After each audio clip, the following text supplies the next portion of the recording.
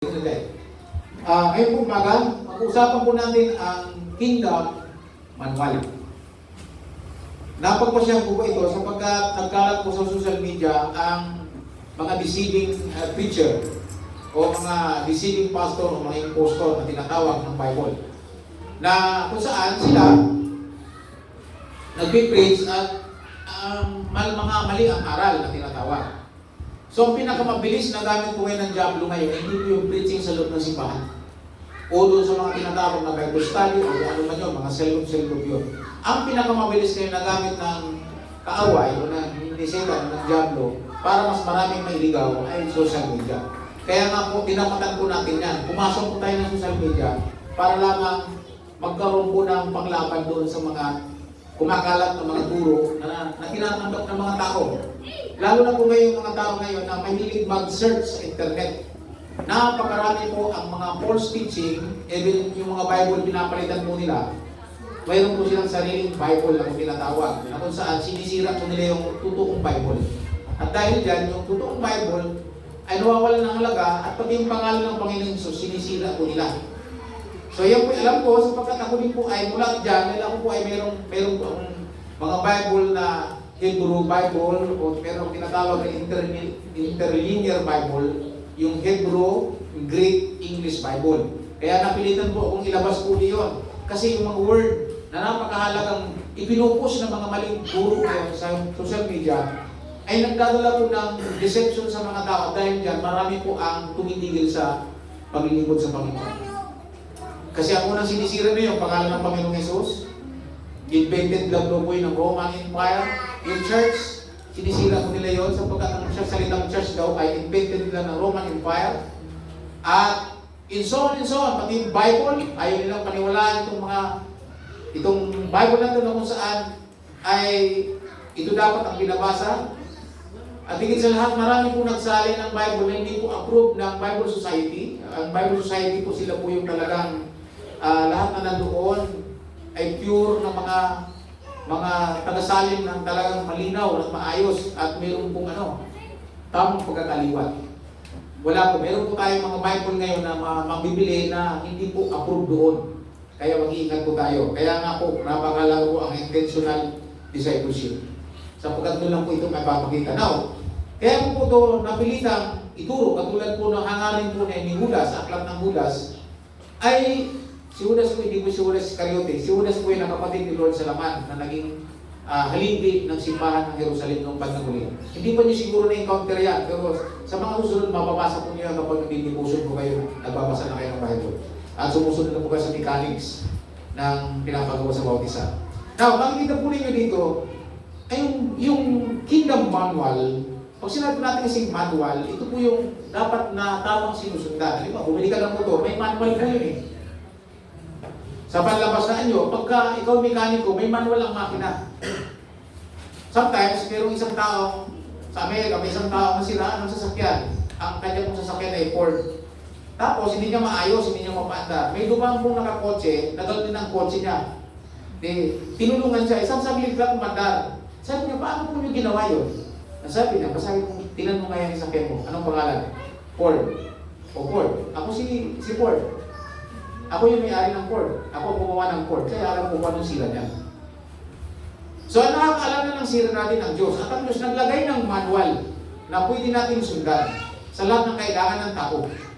Sa lahat ng bagay. Ang tawag po natin dyan, the Book of Instruction. Yung salitang Book of Instruction, mapapasa po natin sa Joshua chapter 1 verse 8. Nasabi po ito ng Diyos mismo kay Joshua chapter 1 verse 8. Ang sabi doon, read the Book of Instruction day and night. So that, para masigurado ka na lahat na nandoon sa instruction na yun ay iyong masunod. Sa ngayon, yung promise ng kasunod, ikaw ay magpa-prosper at success. So yun po yun, doon mababasa natin yung yung Book of Instruction. Ang Bible po ay binigay, ito po yung God's instruction sa atin. Ito yung ating dapat masusundan. Bible lang. Naalala ko ang Galacia. Sa Galacia po nangyari sa Galacia, chapter 1, verse 6 to 7. Nagkaroon ng ibang ibanghelyo. Ang sabi ni Pablo, nagtataka ko sa inyo mga taga-Galacia, nagsimula kayo sa tama, ngayon mamamali kayo. Tapos doon sa verse 7 to 8, kung meron man mangaral ng iba sa aming pinangaral, kahit anghel pa, pagkasumpait siya. Sabi ni Pablo, mayroon nang bumabang anghel na nangaral ng iba sa aming ipinangaral, pagkasumpait siya. Kaya ang sinasabi po ni Apostol Pablo sa mga taga-Galacia sa church, sabi niya, balik kayo sa Bible. Doon kung ano yung tinuro namin sa inyo, nung pagkatatagay mo, kung maging malikot ang isipan, mayroong manual, mayroong God's instruction. Sabihin mo sa katabi mo, mayroong God's instruction? At yun ay ang Bible. Kung tawagan sa Old Testament, the book of instruction. Now, punta tayo sa ating teksto, sa 2 Timothy chapter 3, verse 10 to 17. Punta ka na ako sa verse 16. Pabackward ang tirada natin ngayon. Kasi nandiyan po yung Ang sabi po dyan, ang Bible po niya, ang sabi niya, basahin natin sabay-sabay, read. All Scripture is inspired by God. It is useful to teach us what is true and to make us realize what is wrong in our lives. It corrects us when we wrong and teaches us to do what is right. Tingnan po natin yan sa, anong sabi niyo saan yung nilagay ko dyan? New Living Translation? New Living Translation po yan. So ang Bible, sabi po niya, ang tawag po dyan, all Scripture. Bakit all Scripture? Basta lahat pala ng kasulatan. Tingin-tingin po tayo kasi maraming kasulatan sa mundo ngayon. Ang daming libro ngayon. Gusto ko malaman ninyo na ang Bible ay kaya tinatawag na all Scriptures. See the word all Scriptures? Sapagkat ang Bible ay hindi lamang nag-iisang aklat. Ulitin ko po, ang Bible hindi lamang nag-iisang aklat. Ang Bible ay contains po ng 39 books. 66 books. 39 books sa Old Testament. At ilang libro ang New Testament? 39 books, ilan ang New Testament? So, bali 66 books. Kaya, sinasabi po dyan na all Scriptures, sinasabi po ni Apostol Pablo na lahat ng kasulatan, meaning to say, mula sa Genesis, Exodus, lahat yan, hanggang sa New Testament, Mateo, Marcos, Lucas, aklat ng Juan, aklat ng Gawa, pati mga sinulat ni Apostol Pablo, hanggang aklat ng Apocalypse o Revelation, ang tawag po dyan, Holy Scriptures. Kaya tinatawag pong all Scriptures. Ang sinasabi ni Pablo, ang buong Biblia ay magagamit saan? Ang teaching daw po ang Bible daw po ay magagamit saan? Mayroon pong gamit yan. Anong sabi po dyan? Punta po tayo doon. Sa pagtuturo ng gagamitin po natin yung Tagalog po dito sa Magandang Balita Contemporary. Lahat ng kasulatan ay isinulat dyan sa English, inspired. Sabi natin sabay-sabay, inspired. Mayroong inspirasyon ng Espiritu ng Diyos. Sabi niya, lahat ng kasulatan ay isinulat sa pamamagitan ng kapangyarihan ng Diyos at mapapakinabangan sa pagtuturo ng katotohanan. Yung paguna, sa pagsasaway sa maling pamumuhay, sa pagtutuwid kung mali ang aral, at sa pagsasanay sa matuwid na pamumuhay. Ibig sabihin, sa pagpapractice ng maayos na pamumuhay. Di ba po kayo, tinuturuan na kayo ng practice sa pamumuhay, lalo po yung devotion, araw at gabi. Pagsasanay, para magkaroon na po ng tunay na habit o tinatawag na practice o exercise.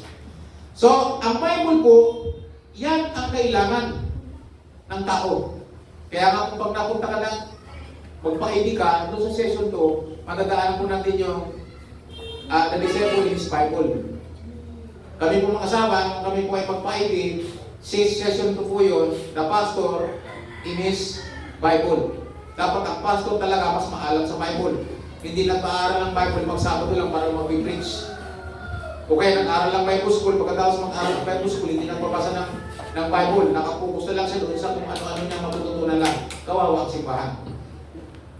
Now mga kapatid, ang Bible, sabi nga po doon sa Diyos sa chapter 1, verse 8, ang nakalagay po sa King James ay, do not depart the book of law.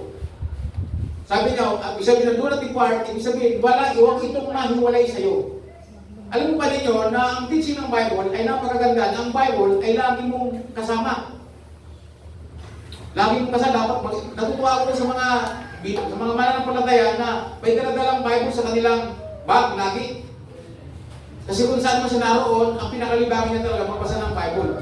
Maganda po siya kasi nakalagay naman sa awit po yun. Awit chapter 1. Verse 2 na yung nagdi-delight sa salita ng Diyos araw at gabi, i-bless po sila. Amen po ba? So ang Bible po ay napakalaking bagay. Kung sa sundalo, ang sundalo po mayroon pong sumpaan niya sa kambaril niya pagkatapos po niya mag-graduate. Parang maluya, nagagawa po siya ng manunumpa. Manunumpa ang sundalo sa kanyang baril. Kaya ang sundalo hindi pwedeng mahiwalay sa kanyang baril niya. Kahit sa pulis, pag yan ay nawala, malaki po ang kanilang pananagutan. Parurusahan po sila. Meron po ba kayong naiintindihan? Amen. So ang Bible ay hindi pwedeng mahiwalay sa isang alagad. Ngayon po, if you consider yourself as a disciple of Christ Jesus, then where is your machine gun, Armalite 45? Nasaan ang iyong instruction? So, ang Bible, sabi nga natin, ito yung ating pinaka-sandata. Kasi bakit? Ang sabi po dyan, meron po siyang gamit. Saan po daw? Ang gamit sa pagtuturo ng katotohanan. So, si Bible lang po ang pwede magamit sa pagtuturo ng truth. Tungkol kay Jesus. Si Bible lang ang pwedeng gamitin sa pagtutuwid. Si Bible lang ang pwedeng gamitin sa pagsasanay tungkol sa matuwid na pamumuhay. And dyan po ba kayo mga kapatid? So ang Bible, ang pinaka-kailangan natin sa yung manual ng ating buhay. Pag may sakit ka, diba sabi ng Bible? Marami po kayong mga maling turo. For example, dyan nga lang sa bahay namin, meron ng maling turo eh.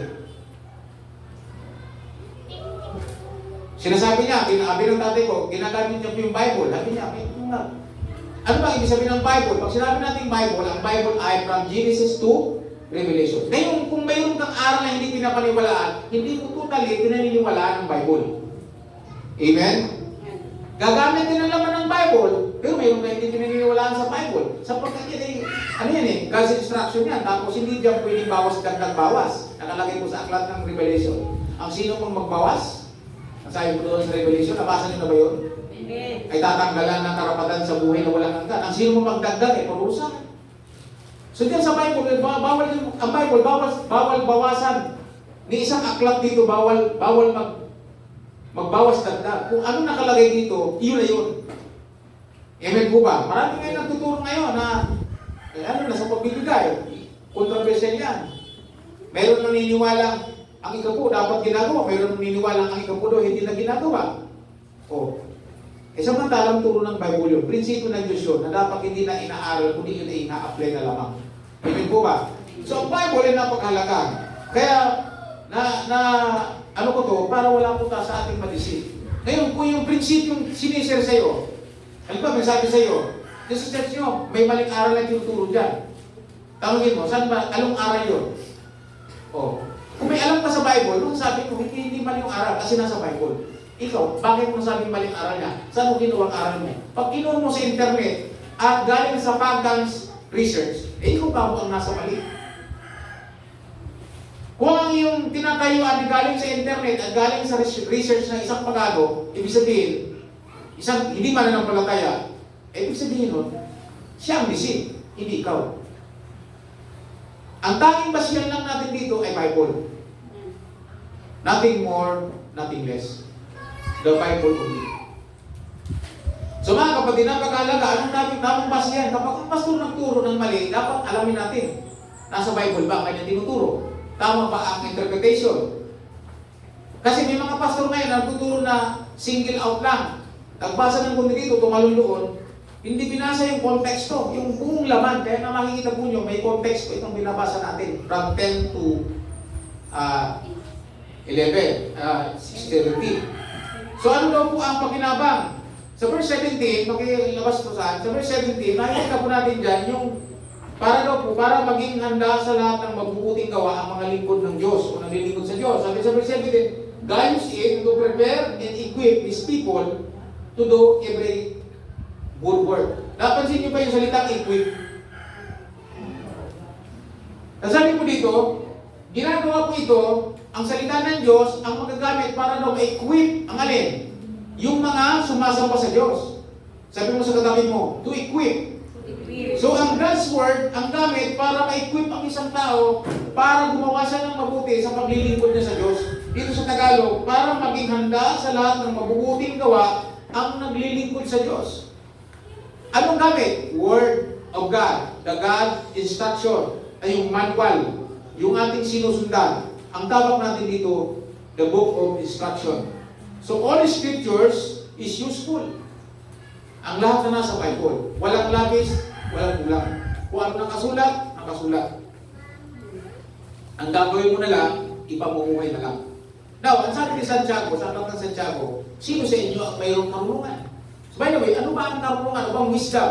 Para magkaroon po tayo ng kunting kaalaman tungkol dito. Para malaman natin kung talaga ang ibig sabihin ng karunungan, ano ibig sabihin ng kaalaman, ano ibig sabihin ng understanding. Ang wisdom po ay combine po yan ng kaalaman o ng knowledge at ng understanding. Mayroong knowledge kang mababasa sa Bible. Meron kang mababasa. Ang kailangan mo dyan, maunawaan mo siya. Kailangan mo siya ng understanding. Pag naunawaan mo yan, yan ang tawag dyan, wisdom. So, ang Bible ay punong-puno po ng knowledge. See the word knowledge? Marami kang mababasa dito. Kaya nga, ang blessings po ay nakabase sa mga natuklasan po dito sa Biblia na yung in-apply. So, marami po ditong kaalaman sa Bible. Marami kang mababasa kaalaman sa Bible. At ang kaalaman dito, mauunawa ko lang kung binigyan ka ni Lord ng tinatawag na understanding. Kailangan ng understanding dito. Dahil sabi sa Peter, sa 1 Peter, ang sabi sa 1 Peter, sulat nyo lang, 2 Peter chapter 2, verse 1 to 2, ang salita ng Diyos ay hindi nagbuhat sa kalooban ng tao, kundi ito ay isinulat ng mga taong kinasihan ng Diyos. 2 Peter chapter 2, verse 20 to 21. Sulat po ninyo, ikalawang Pedro chapter 2, verse 20 to 21. Diyan nakasulat na ang Biblia, ang kasulatan, ay itong Biblia ay sinulat ng mahigit 40 writer. Iba-iba po ang kanilang tawag natin, iba-iba ang kanilang title. Mayroong manggagawa, mayroong dating maniningil ng buwis, mayroong mangingisda, mayroong magsasaka, may propeta. Marami po to. Mahigit 14 author ng Biblia. Kaya nasasabi sa Biblia. Lahat ng iyon na nagsulat na iyon ay inspired ng Holy Spirit. Sila yung puspos ng Espiritu. At ang sabi, hindi ito nagbuhat sa tao, kundi ito sa Diyos. At ang sabi, ito sinulat nila sa pamamagitan ng Espiritu Santo. Kaya, ang sabi doon, walang bastang makaunawa ng Biblia. Amen. So kaya nga dito, pag nagbasa ka ng Bible, maraming knowledge dyan. Maunawaan mo lang yan kung dumating sa iyo yung understanding na tinatawag, yung pagkaunawa. Kaya napakahalaga yan maintindihan. Diyan po, kailangan natin ang Espiritu ng Diyos.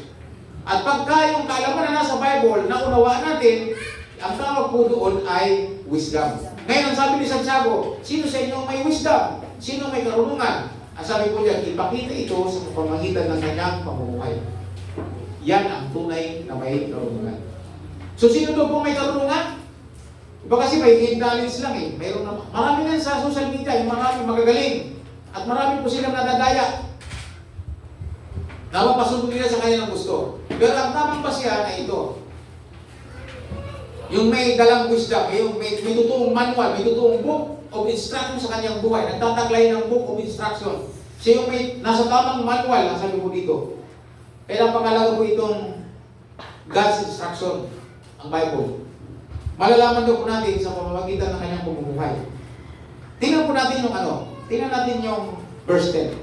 Verse 10, 11 hanggang 12. Pakalabas ko saan. Ano sabi dyan? Ano sabi dyan?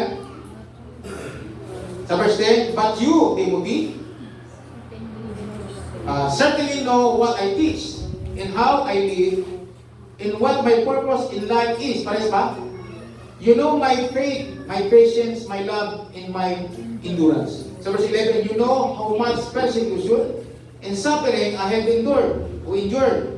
You know all about I was persecuted in Antioch, Iconium, and Lystra, but the Lord rescued me from all of it. Verse 12, yet everyone who wants to live a godly life in Christ Jesus will suffer persecution. So makikita po niyo dyan ang sinasabi ni Pablo. Sa contemporary Bible, sa magandang balita, sabi niya, Timoteo, ngunit ikaw, sabi niya ganon, Timoteo, alam mo lahat ang tinuturo mo. Alam mo ang dalang turo. Anong klaseng turo yan? Sabi niya, alam mo ang lahat ng itinuturo mo, ang aking pamumuhay, layunin, pananampalataya, pagtatyaga, pag-ibig at pagtitiis. Alam mo rin ang dinanas kong pag-uusig at paghihirap katulad ng nangyari sa akin sa Antioch, Iconium at Lystra. Ngunit ilinigtas ako ng Panginoon sa lahat ng mga iyon. Ang totoo, lahat ng magnanais mamuhay ng matuwid bilang taga-sub ni Kristo Jesus ay daranas ng pag-uusig. Now, makikita po nyo, anong connection yan? Ang daming sinusundan. At ito, isa pa ito yung wisdom to. Wisdom po ito. Never nating masundan ng buo ang salita ng Diyos pag wala po tayong mentor. Napakahalaga po yan, napakahalaga po ito. So sabi dito ni Pablo, ang turo mo, alam mo. Anong turo ni Timoteo na dapat ginagawa? Yung instruction na kay Pablo, nasabi niya, yung klase ng kanyang pamumuhay. Malalim ito. Makikita po ninyo na sabi ni Pablo, alam mong turo mo, Timoteo, yung aking pamumuhay. Yung lifestyle po ni Pablo na kay Kristo, yan ang teaching. Kaya sinasabi ni Pablo sa kanyang mga turo, nasabi niya, imitate me as imitate Christ. Sinasabi niya sa unang Korinto, gayahin ninyo ako, yamang ako ang inyong tatay sa pananampalataya. Ganun ang sinabi po niya sa Galatia, chapter 5, sabi niya, imitate me as imitate Christ. Ibig sabihin, yung lifestyle ko na kay Kristo, yan ang pasya ninyo sa God's instruction. Pansin niyo sa Matthew chapter 7, sabi niya, nabanggit ko po yung Santiago kanina, na ang sino mang may karunungan, o mayroon talagang alam sa Bible, ano daw, ipakita ito sa kanilang uri ng kanilang pamumuhay. So sino man nagsasabing tunay na may alam sa Bible, hindi tayo dapat maniwala agad. Saan natin sa susuriin? Tingnan natin ang kanyang lifestyle, yun ang tinuturo ni Pablo. But ikaw, Timothy, alam ang turo mo. Alam ang lifestyle ko na ipinasa ko sa iyo. Sabi niya, at alam mo yan, dinadanas ako ng pag-uusig. Actually, sabi niya, lahat ng susunod sa Panginoon, maging alagad, talagang daranas ng pag-uusig. Pero hindi po sinabing daranas ng paghihirap. O, daranas ka ng kahirapan kasi kasama sa pag-uusig. Pero hindi po yung turo tungkol sa kahirapan na talagang maghihirap ka. Kasi ang mga lingkod ng Diyos, ang mga anak ng Diyos, dapat talaga tinuturo po yung para magkaroon ng abundant life. But, kahit kung meron kang abundant life, hindi ka ligtas sa pag-uusig dahil bilang alagad ng Panginoon. So makikita natin dito, ang makikita natin sa verse 10 to 11 to 12, yung pong buhay, yung salita ng Diyos na nakikita, yung God's instruction, nakikita sa buhay. Kaya sa Matthew chapter 7, verse, sa verse, hinahanap ko, verse 15 to 20, sulat nyo lang po dyan. Diyan po nakasulat yung tuturo mismo ang Panginoong Yesus na mag-ingat kayo sa mga bulaang propeta. Aakitin nila kayo sa pamagitan ng malalam niyang pananalita. Sila lalapit sa inyo na parang mga tupa, pero ang mga totoo, ang totoo, sila yung mga lubo na lumalapa ng mga tupa. Pag sinabi natin lobo, hindi po yung lubong pumuputok, yung po yung lobo, yung po sa English po, wolf. Yung pong kakaiba sa lahat ng aso, pero pamilyar ang aso yun. Pero po siya po yung pwedeng kumain ng tao. Ang gusto po niya talaga tupa. Alam mo yung tupa kasi yung tupa hindi lumalaban. Hindi katulad ng kambing, nangikipagsuwagan, pero ang tupa hindi. So sabi ni Lord, umalapit sila parang mga tupa, pero ang totoo sila yung mga lobo na lumalaban ng tupa. So sabi ni Lord sa verse 15, verse 16, sa Matthew, sabi niya, by their fruits, you will recognize them. Sa NIV po yung salitang binabangit ko. Sa English, by their fruits. Ibig sabihin, by their lifestyle, you will recognize them. Ibig sabihin, doon natin susuriin ito. So kahit yung pagsusuri sa tunay na lingkod, hindi dun sa kanyang pagsasalita tulad ng napagsasabi ko ngayon. Dapat nyo kong suriin sa klase ng aking pamumuhay. Doon nyo aalamin kung talaga ako'y tunay na lingkod ng Diyos. Yan ang sinabi ni Pablo. Alam mo yung teaching mo. Sabi ni Pablo, yung aking pamumuhay, yung aking layunin, yung purpose, yung aking pananampalataya, pagtsatsaga at pag-ibig at pagtitiis na nakay Kristo, yan ang tamang pagsukat sa mga taong nagsasabing mayroong God's instruction. Kaya namarin ko po kayo, iyan yung nakalagay lang sa Bible, sabi ni Pablo. So Timothy, alam mo ang turo mo. Kaya pagdating dun sa verse, anong verse ba yun? Yung verse 14. Sabi ganon, but you must remain faithful to the things you have been taught. Nabubulbul ako ah. You know they are true, for you can trust those to you. Sabi, sa Tagalog, sabi niya sa verse 14. Ang sabi sa verse 14, ngunit ikaw, magpatuloy ka sa mga bagay na natutunan mo at pinananaligan dahil alam mo kung kanino mo ito natutunan. Napansin niyo ba? Dapat ka magpatuloy sapagkat kilala mo kung kanino mo ito natutunan. Kanino natutunan ito ni Timoteo? Sa kanyang tatay sa pananampalataya, sa kanyang mentor. Kanino? Si Apostol Pablo. Napansin niyo po ba? Na ang God's instruction, dapat titingnan natin ito sa buhay ng tao. Bilib ako sa mga taga-Berea sa aklat ng gawa. Nag-preach si Apostol Pablo tungkol sa araw na ito. Hindi agad po sila naniwala. Ang ginawa muna ng mga tao sa Berea, inalam muna nila sa Bible, sa mga kasulatan ng mga propeta, kung tutuan yung kanyang sinasabi. Pangalawa, inobserbahan nila yung pagkatao nitong si Pablo. Naalaman nilang si Pablo, dating Pariseo, isang scholar, graduate sa panal ni Gamaliel, na isang tagapagturo ng kautusan, dating ganon, at alam nila, si Pablo dating manguusig. Amen. At ngayon, tagapagturo na ng daan ng Diyos. So, nalaman ng mga taga-Berea ganito. Panahuli, naniwala po sila kasi napatunayan nila sa bunga ng buhay ni Apostol Pablo. So, sabi ni Jesus, by their fruits, you will recognize them. Kaya kung tayo po ay meron nalaman sa atin ng mga ngaral, huwag tayong maniniwala agad. Ang unang titingnan natin sa kanya, kung yung bang kanyang pinapangaral, ginagawa niya. Kasi marami ngayon, yung mga natuturo sa social media, malalaman mo ba kung paano siya bumuhay? Pero linalantad sila ng Diyos. Yung ang isang taga-Davao, naalala nyo, man of God yun na sinasabi, na milyones po ang tagasunod sa kanya, die hard. Pero ang sabi ng Bible, ang pakilala pa nga niya siya, Kristo ngayon eh. Ngayon, sa pamamagitan ng kanyang bunga, malalaman mo kung talaga isa sa Diyos o hindi. Bakit?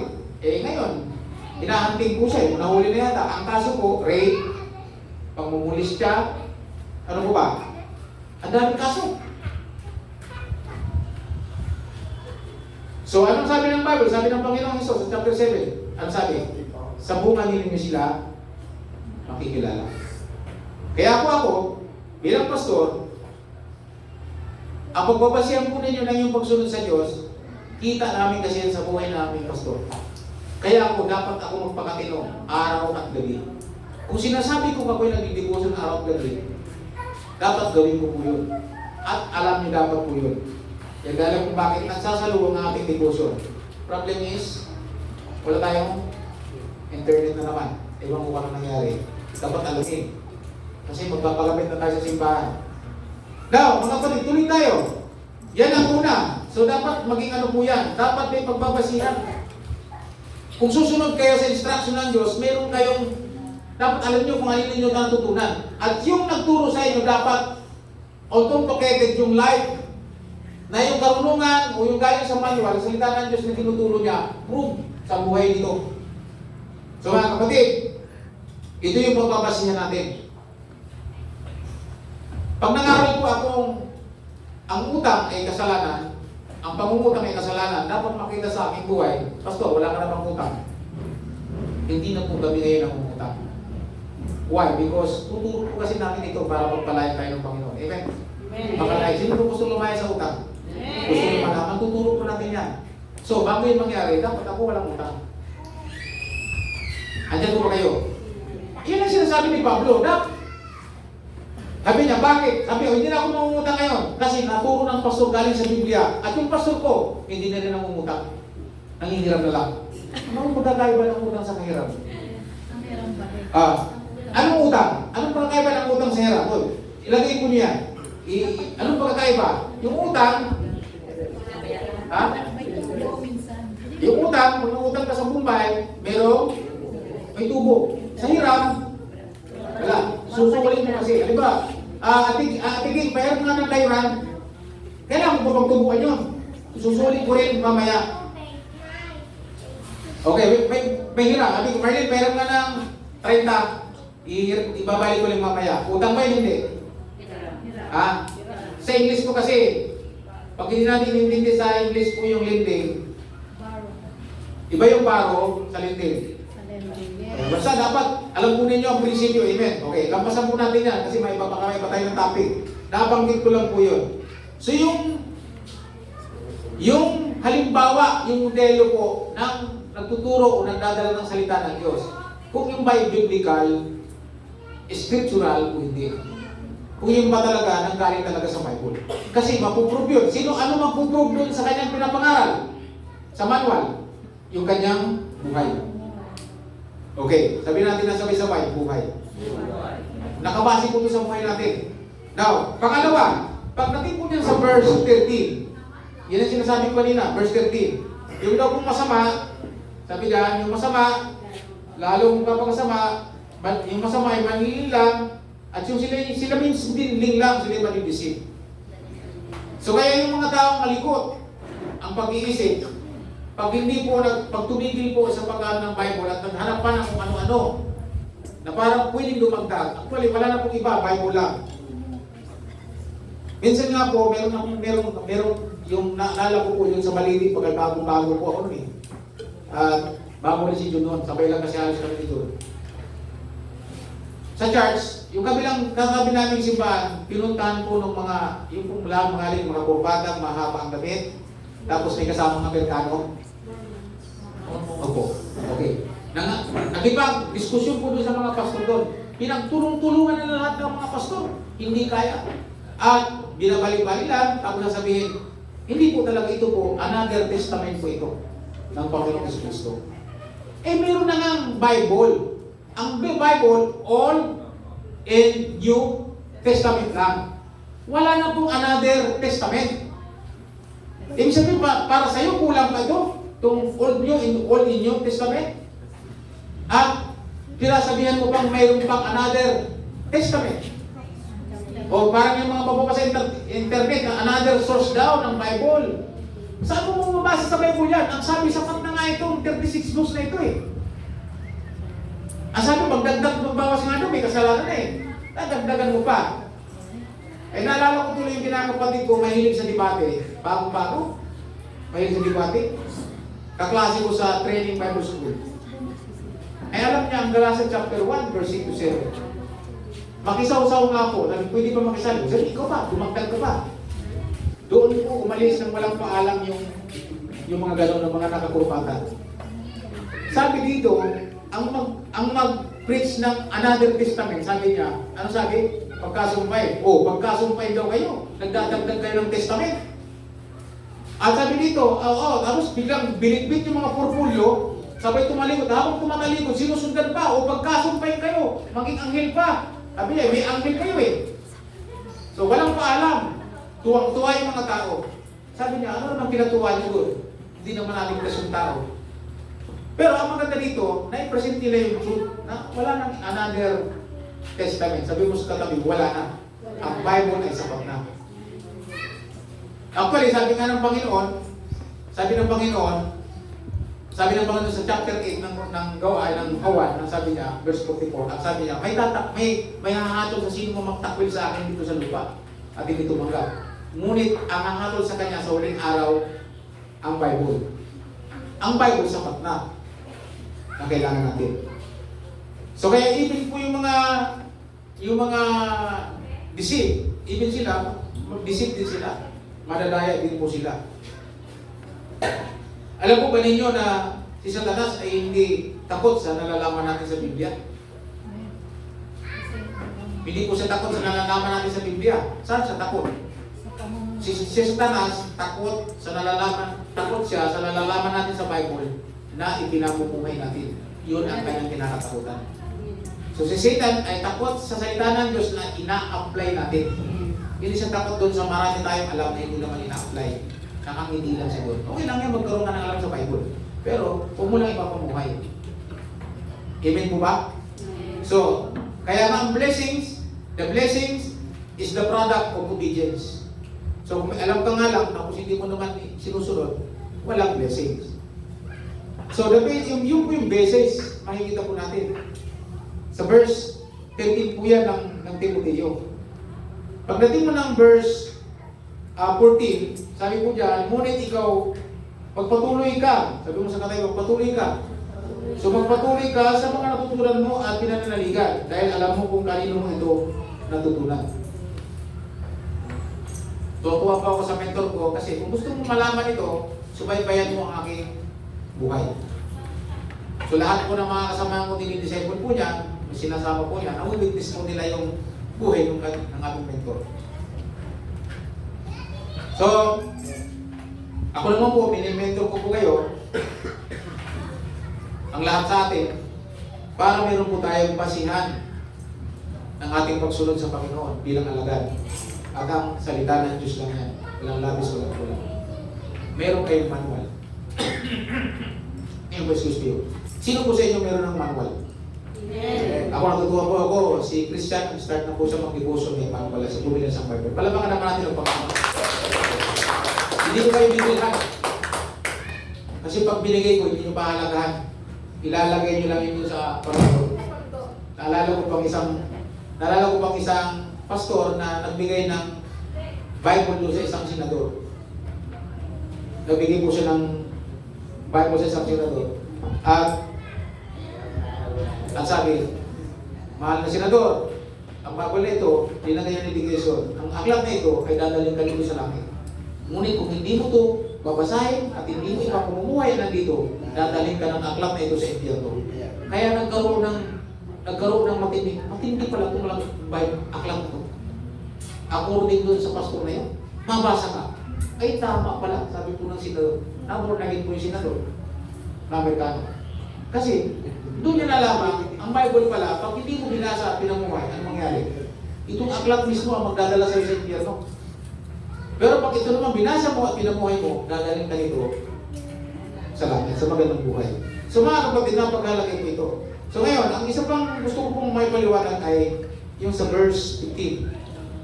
Verse 15. Sabi sa verse 15, mula pa sa pagkabata, alam mo na ang banal na kasulatan na nakapagbibigay sa iyo ng karunungan tungo sa kaligtasan sa pamamagitan ng pananampalataya kay Kristo Jesus. Alam po niyo si Timoteo, anak po siya ng, ano po daw natin?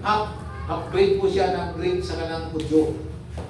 Ang nanay po ni Timoteo ay Hudyo, Jews. Ang tatay po niya Greek, Grego. Ibig sabihin, hindi mananampalataya. Mula pa sa kabata, naturuan siya ng nanay niya na ang salita ng Diyos nagagamit, nagbibigay ng karunungan. Sabi, karunungan?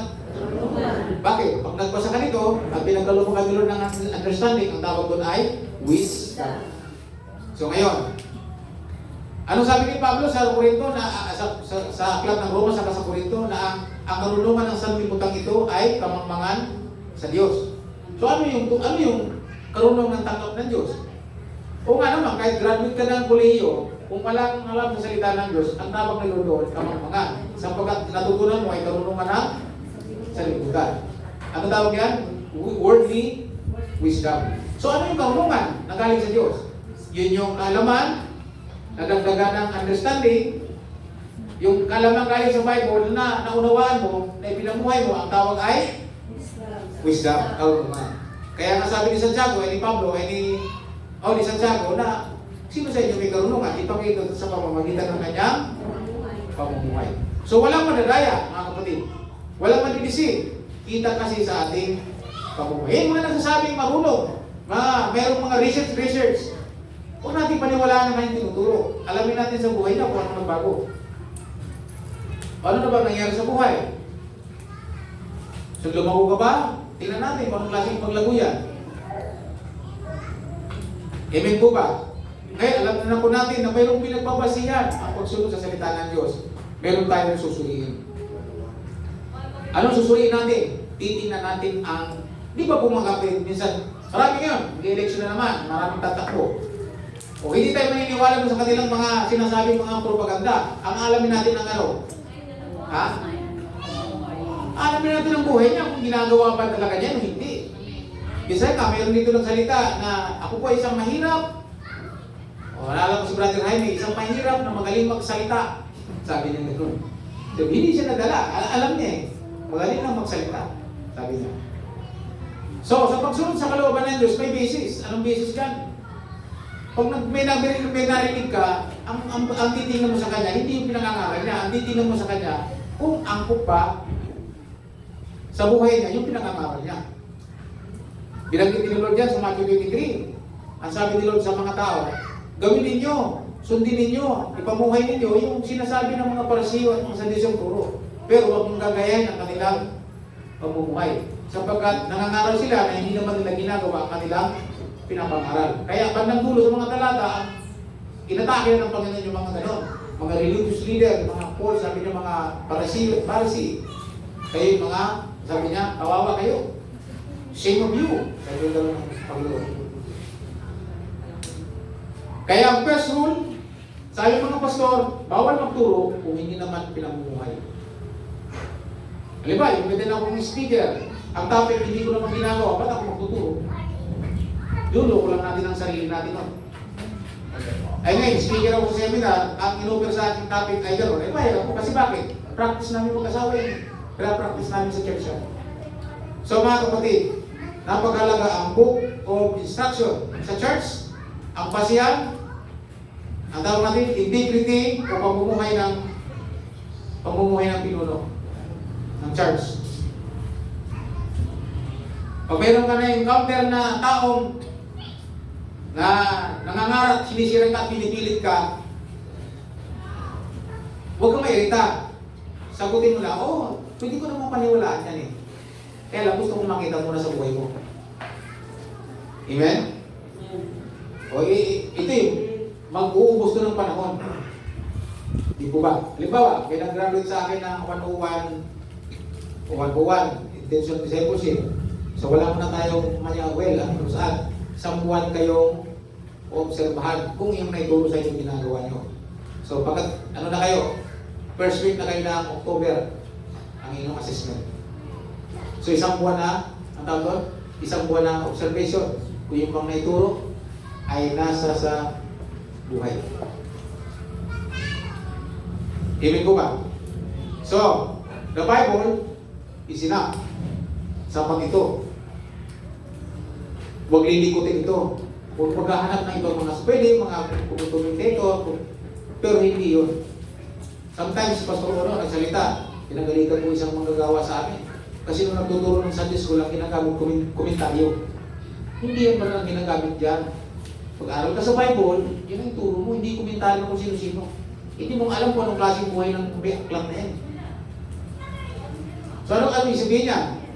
Yung klase ng pumuhay, integrity ng nagtuturo ay napakahalaga. Ngayon, alam niyo na kung anong basihan nyo pagdating sa God's instruction, sa manual ng tuturo ito. Huwag kayong babase kung nakita nyo ang galing ng turo. Okay yun, good. Pero kung na kayong sumunod, huwag kayong maniwala. Ako, nangaral ko ngayon. Kung sinabi, huwag ka muna, ayun. Huwag ka agad-action susunod. Ang magbabasihan mo, yung bang naating ka ngayon, sabihin mo, yung bang tinuturo ng pastor mo, sigurado kayo ginagawa niya. Yung po yung magbabasihan. Tapasin po ba ninyo yung sabi ni Pablo kay Timothy? Yamang alam mo, kung sino nagturo sa'yo, sure ka, kaya ipagpatuloyin mo ito. So, ang basihan ng pagpapatuloy sa pagsunod sa salita ng Diyos, mayroon pong guide. Mayroon po tayong sinusundan. Amen po ba? Pamalaman po yung sinusundan, at least mayroon po siyang sinundan. Mayroon po siyang gabay. Ganyan din po ang tamang pagkilala sa mga pastor. We want to know me as a servant of God, as a pastor. Ang titingnan po niyo sa akin, ang aking buhay. Kaninong buhay? Okay. Tuturo po natin sa A101 na the church, sabi niya, the reason why the church stopped growing because lack of discipline in leadership. At church daw po tumigil dahil mismo hindi makita ang tamang disiplina sa pastor. Parang ganun lang yan. So, pag sinagturo po ako ng disiplina, dapat nakikita po nyo sa akin yun. Kung ako po ay may disiplina. Ganun din po sa lahat ng aspeto ng ating buhay. So, napakalaga po ang God's instruction sa buhay natin mga kapatid. So, kaya kung kayo magsishare, ang mag-o-contemplate ng inyong devotion na ibabagi sa iba, ay walang iba kundi ang iyong kanyang buhay. Halimbawa, si Sister Way, pag magbigay siya ng devotion sa iba, mag-share siya. Ano ang magpapatutuo ng kanyang devotion? Yung buhay ni Sister. Amen po ba? Halimbawa, nag-share ka ng devotion. Ang devotion mo ay natagpuan mo yung chismis. Halimbawa, natagpuan mo sa kawikaan, nakarating ka ng aming kawaan, ang chismis, masarap pakinggan, at pinag-uusapan ng lagi ng devotion mo. Isishare mo sa kanya. Tapos pala, nasira niya, ayan mo yung pinag-uusapan yung kahapon. Di mo buhay ng iba yun. Di sila kakagad. Sira ang iyong. Kaya mahirap gawin kapag hindi mo pinag-buhay. So, ang salita ng Diyos, napakahalaga mga kapatid. Book of instruction. Huwag itong mahiwalay sa atin.